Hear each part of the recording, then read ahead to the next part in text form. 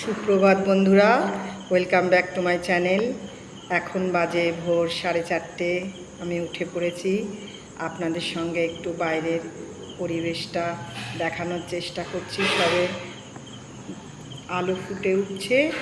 এবার এখন আমি চলে যাব স্নান সেরে ঠাকুর ঘরে মঙ্গল আরতির জন্য। আমি মঙ্গল আরতির জন্য যা যা লাগে সবগুলো আমি রেডি করে নিয়েছি। এবার আমি মঙ্গল আরতিটা করে নিচ্ছি। মঙ্গল আরতি করে আমি এক্ষুনি রান্নাঘরে যাব না, কারণ এখন অনেকটা সকাল।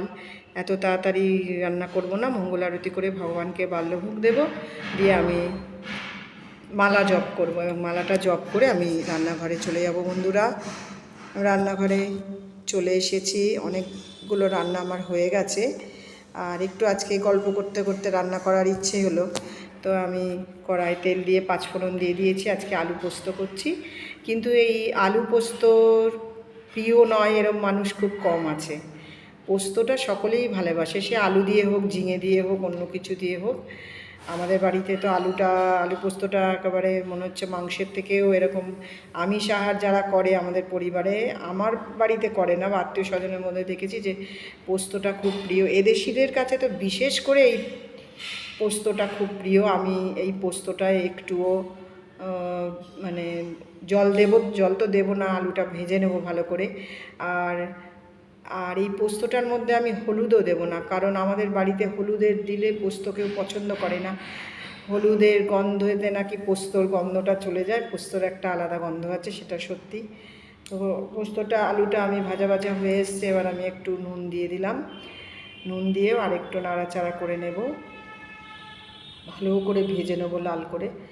তো আর পোস্ত এমন একটা বিষয় যে সবারই প্রিয়, আগেই বললাম। তো নাড়াচাড়া করে নিচ্ছি। এখন আমি আজকে আমার একটা মিটিং রয়েছে, আমার স্কুলের একটা সামনে অনুষ্ঠান আছে বড়। তো আমি ওই পোস্ত বেটে রেখেছিলাম, সেই জলটা দিয়ে দিলাম।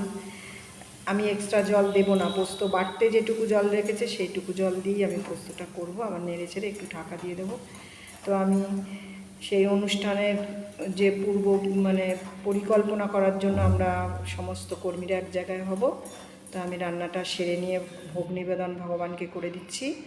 তো আমি ভগবানের ভোগের থালায় দিয়েছি আজকে অন্ন, ঘি দিয়েছি এবং তুলসী পাতা গঙ্গা জল দিয়েছি।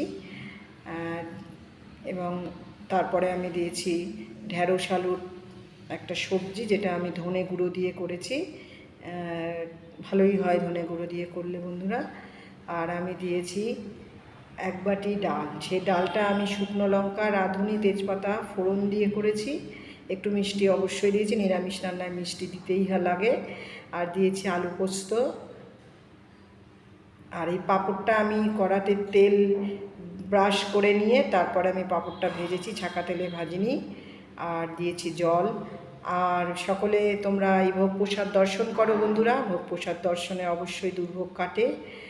আমি এবার অন্নপ্রসাদ পেয়ে আমি বেরিয়ে যাব। আমার ওই স্কুলে মিটিং আছে একটা, তো আমি বেরিয়ে পড়েছি। একটু বৃষ্টিও হচ্ছে, তো তোমরা সঙ্গে থাকো। আমার এই ভিডিও যদি ভালো লেগে থাকে, লাইক, শেয়ার, সাবস্ক্রাইব এবং কমেন্টস করতে ভুলবে না।